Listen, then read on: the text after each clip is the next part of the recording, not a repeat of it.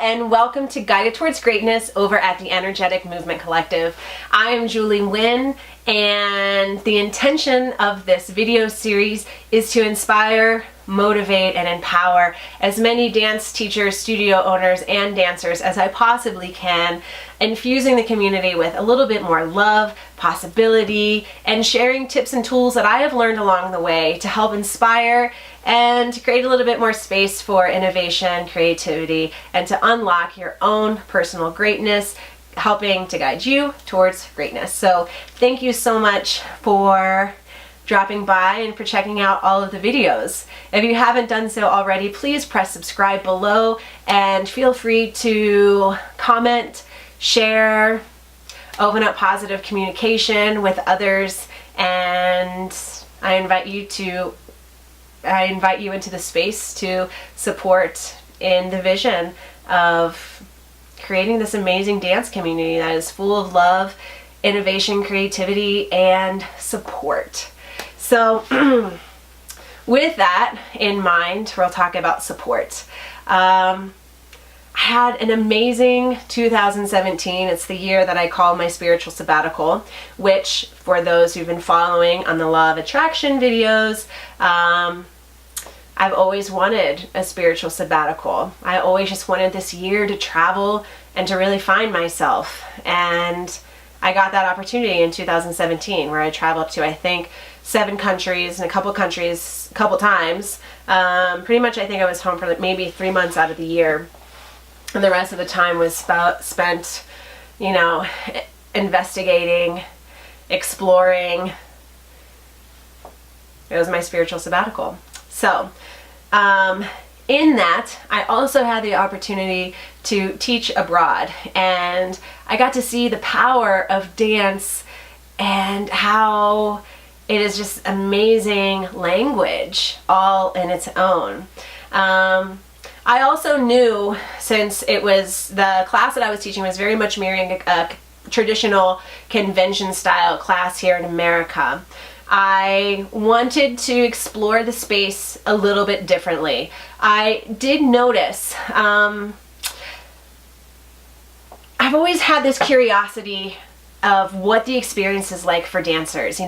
Is it worth it? Where are what's the room for improvement? How can we make it a little bit more balanced where they're satisfied, they don't feel like they're sacrificing so much? How can we create this space where dancers are able to feel safe to investigate their own self-exploration and artistry, to learn how to support other people as well? How do they tap into the feelings of their own greatness and hold confidence and the gifts that they have to offer and not feel lack or threatened by somebody else's beauty and talents? So I've always had this curiosity, and what I gained from years of just asking former students and other dancers what the experience is like, it was a lot of their self-doubt came from the convention classroom. That it could be a room full of 200 people, but the teacher was only focusing on 5 or 7, or they felt lack if the master teacher was calling these students by name and they were just you in the pink shirt. And this created this subconscious doubt and sense of unworthiness for these dancers. And this was a lot. This was the kind of the feedback from a lot of students. So then they started working towards being this person who gets called up on stage, or being this person that the master teacher knew by name. And it shifted their own energy towards needing validation, which is okay, but it kind of really started pulling them away from their alignment of why they really dance and their ability to nurture their own unique gifts, and to approach each convention, room, and class as an opportunity to grow, not as an opportunity to seek validation of worthiness. So when I taught, I could see, I knew since this was new, and I can see some of the things that kind of caused a little bit of friction in the American Convention room. I didn't want to do that, so I explored with different things. One of the things on my last trip was I could see one, I could see the importance of getting down off the stage. I realized that most dancers are constantly being talked down to. There's always somebody in a chair that's sitting higher than them, or somebody who's on a stage who's talking down and at them, and it creates this separation in the room where we are like the little worker bees and you're the master, which is correct in some ways, but it didn't create this space for this energetic flow, for this natural state of give and take and inspiration and support to kind of start happening. So in my classroom, I made sure I got down off the stage as much as possible, made my way around the room, and really tried to connect consciously with every single person that was in the space.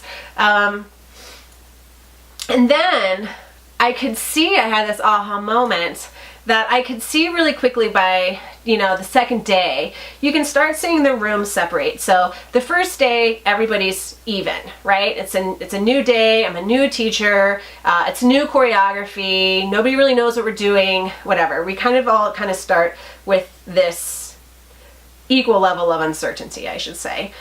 And then after a couple days, you can start seeing the shift happening where the kids who are a little bit more, it's more of their personality to figure out a room, or they need more validation for worthiness, or they really have it in them that they want to be called out, pulled up on stage, or noticed for their hard work.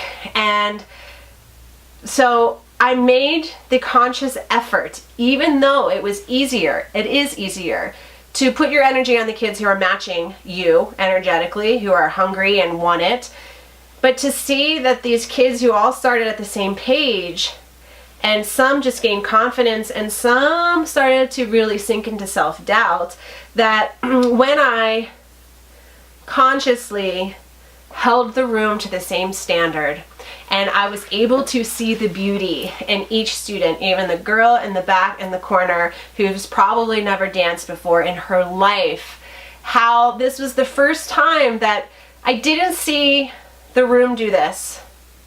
I saw the room do this. Everybody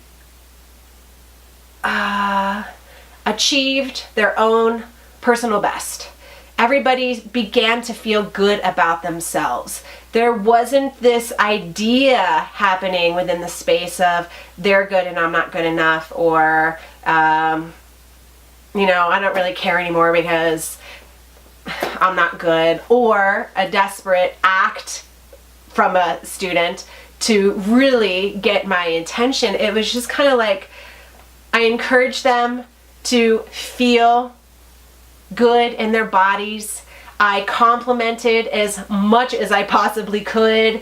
I gave nuggets and tokens of praise, acknowledging how hard everybody was working.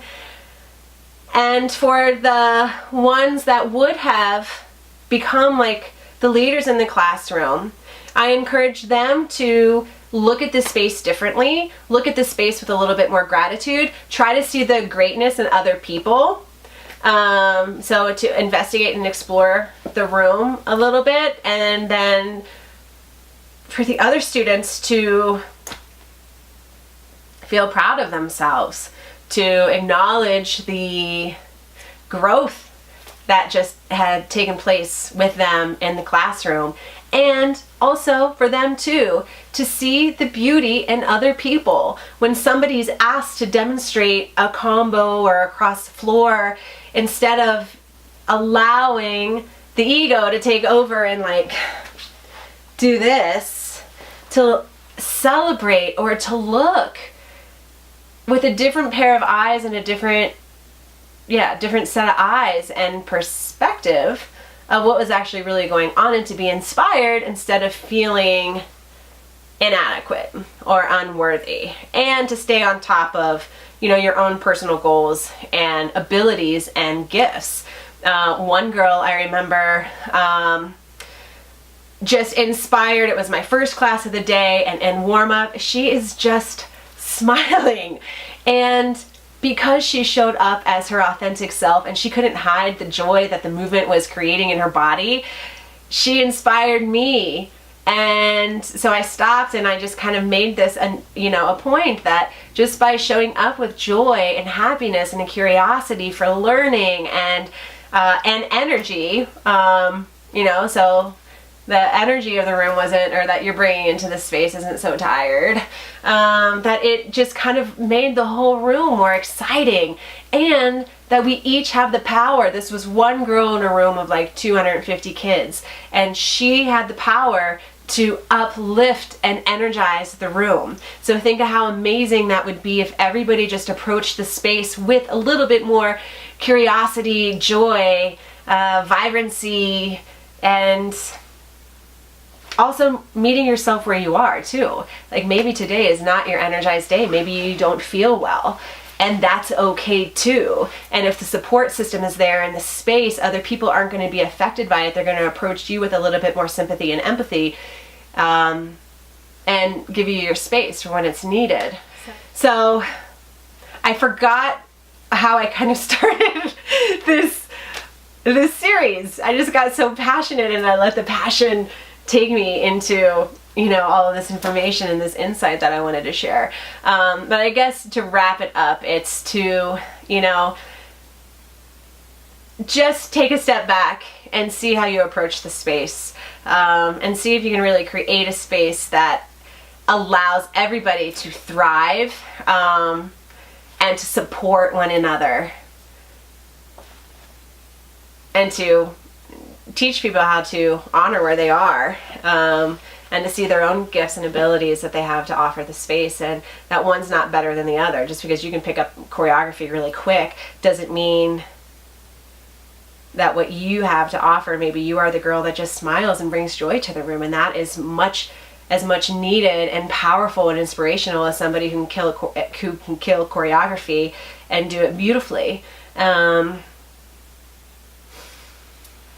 yeah, all of that.